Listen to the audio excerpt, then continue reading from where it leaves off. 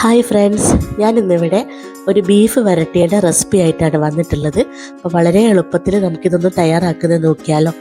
അതിനായിട്ട് ഞാനിവിടെ ഒരു കുക്കറിലേക്ക് 250 ഗ്രാമോളം ബീഫാണ് ഞാനിവിടെ എടുത്തിട്ടുള്ളത്. അപ്പോൾ ഞാനിവിടെ കുറച്ചേ എടുത്തിട്ടുള്ളൂ. ഇനി ഇതിലേക്ക് ഞാനൊരു 1/4 ടീസ്പൂണോളം മഞ്ഞൾപ്പൊടി ഇട്ടിട്ടുണ്ടായിരുന്നു. അതുപോലെ തന്നെ 1 സ്പൂണോളം മല്ലിപ്പൊടി കൂടെ ഞാനിതിൽ ചേർത്ത് കൊടുത്തിട്ടുണ്ടായിരുന്നു. അത് എൻ്റെ കയ്യിൽ നിന്ന് കട്ടായി പോയതാണ് വീഡിയോ. അതുപോലെ തന്നെ 1 സ്പൂണോളം കുരുമുളകിൻ്റെ പൊടിയും അതുപോലെ തന്നെ ഒരു 1/4 ടീസ്പൂണോളം ഗരം മസാലയും ആവശ്യത്തിനുള്ള ഉപ്പും ചേർത്ത് നന്നായിട്ട് ഇതൊന്ന് ഇളക്കി കൊടുക്കാം.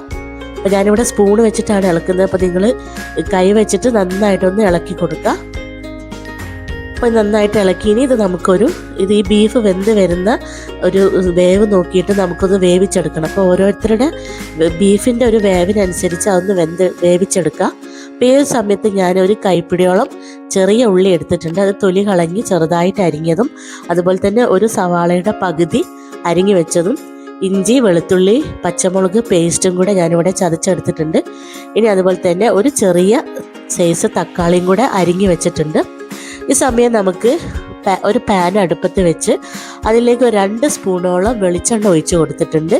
അപ്പോൾ ഇതിലേക്ക് നേരത്തെ കട്ട് ചെയ്ത് വെച്ചിട്ടുള്ള സവാളയുടെ പകുതി നമുക്കിതിൽ ഒന്ന് ഇട്ട് കൊടുത്തിട്ട് നന്നായിട്ട് ഇതൊന്ന് ഇളക്കി കൊടുക്കാം. അപ്പോൾ ഇതൊന്ന് ഇളക്കിയതിന് ശേഷം നമ്മൾ നേരത്തെ കട്ട് ചെയ്ത് വെച്ചിട്ടുള്ള ചെറിയ ഉള്ളി ഉണ്ടായിരുന്നല്ലോ, അതും കൂടെ ഇതിൻ്റെ കൂടെ നമുക്കൊന്ന് ചേർത്ത് കൊടുക്കാം കേട്ടോ. അപ്പോൾ ചെറിയ ഉള്ളിയും കൂടെ ചേർത്തിട്ട് നന്നായിട്ടൊന്ന് നമുക്കൊന്ന് വാട്ടിയെടുക്കണം. അപ്പോൾ ഇത് രണ്ടും കൂടെ നന്നായിട്ടൊന്ന് വാടി വരുന്ന സമയത്ത് നമ്മൾ നേരത്തെ ചതച്ച് വെച്ചിട്ടുള്ള ആ ഒരു പച്ചമുളക് ഇഞ്ചി വെളുത്തുള്ളിയുടെ പേസ്റ്റും കൂടെ നമുക്ക് ഇതിലേക്ക് ഇട്ട് കൊടുക്കാം. അപ്പോൾ ഇതെല്ലാം കൂടെ ഒന്ന് നന്നായിട്ടൊന്ന് വാട്ടിയെടുക്കാം.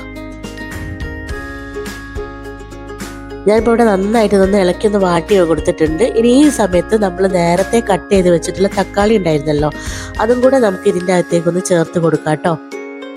അപ്പോൾ തക്കാളിയും കൂടെ ചേർത്തിട്ട് ഇത് നന്നായിട്ടൊന്ന് മിക്സ് ചെയ്തെടുക്കാം കേട്ടോ. അപ്പോൾ ഇവിടെ ഞാൻ ഇതെല്ലാം ചേർത്ത് നന്നായിട്ടൊന്ന് ഇളക്കി എടുത്തിട്ടുണ്ട്. ഇനി നമുക്ക് ഇതിലേക്ക് കുറച്ച് മസാലപ്പൊടി കൂടെ ചേർത്ത് കൊടുക്കണം. അതിനായിട്ട് ഞാൻ ഒരു 1.5 സ്പൂണോളം കുരുമുളകിൻ്റെ പൊടി വീണ്ടും ചേർത്തിട്ടുണ്ട്. 1 സ്പൂണോളം മല്ലിപ്പൊടിയും അതുപോലെ തന്നെ ഒരു പിഞ്ച് മഞ്ഞൾപ്പൊടിയും ചേർത്തിട്ടുണ്ട്. അപ്പം ഞാനിവിടെ മുളകിൻ്റെ പൊടി എടുക്കുന്നില്ല, കുരുമുളക് വെച്ചിട്ട് തന്നെയാണ് ഞാനിത് ചെയ്തെടുക്കുന്നത്. അപ്പോൾ നിങ്ങൾക്ക് മുളക് പൊടിയുടെ ഒരു ഇത് ആവശ്യമുണ്ടെങ്കിൽ നിങ്ങൾക്ക് ചേർത്ത് കൊടുക്കാം കേട്ടോ. അപ്പോൾ കുരുമുളകിൻ്റെ അളവ് കുറച്ചൊന്ന് കുറച്ചാൽ മതി.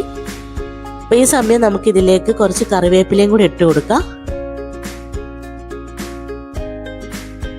ഈ സമയത്ത് നമ്മൾ ബീഫ് നന്നായിട്ട് വെന്ത് വന്നിട്ടുണ്ടായിരുന്നു. അപ്പോൾ ആ വെന്ത ബീഫും കൂടെ നമുക്ക് ഇതിലേക്ക് ചേർത്ത് കൊടുക്കുന്നുണ്ട്.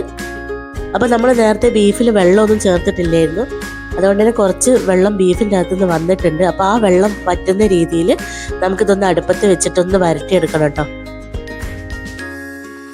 ഇത് നിങ്ങൾക്ക് ഗ്രേവി ആയിട്ട് യൂസ് ചെയ്യണമെങ്കിൽ അധികം വരട്ടാതെ നമുക്കിത് ഓഫ് ചെയ്യാം. കാരണം ബീഫ് നമ്മൾ കുക്കറിൽ വെച്ച് വേവിച്ചുകൊണ്ട് നന്നായിട്ട് വെന്തിട്ടുണ്ട്. അതുപോലെ തന്നെ ഞാൻ ബീഫ് നേരത്തെ വേവിക്കുമ്പോൾ ഉപ്പ് ഇട്ടിട്ടുണ്ടായിരുന്നു. അപ്പോൾ ഈ ഒരു സമയത്ത് ഉപ്പ് നോക്കിയിട്ട് ആവശ്യമുണ്ടെങ്കിൽ നിങ്ങൾ ഉപ്പ് ചേർത്ത് കൊടുക്കുക. അപ്പോൾ ഇത്രയേ ഉള്ളൂ. അപ്പോൾ എല്ലാവരും ഒന്ന് ട്രൈ ചെയ്ത് നോക്കുക. വളരെ എളുപ്പത്തിൽ നമുക്ക് ബീഫ് വരട്ടിയത് വീട്ടിൽ തന്നെ തയ്യാറാക്കാം. അതുപോലെ തന്നെ നിങ്ങൾ ഇതുവരെ എൻ്റെ ചാനൽ സബ്സ്ക്രൈബ് ചെയ്തിട്ടില്ലെങ്കിൽ എല്ലാവരും ഒന്ന് സപ്പോർട്ട് ചെയ്യണം. താങ്ക്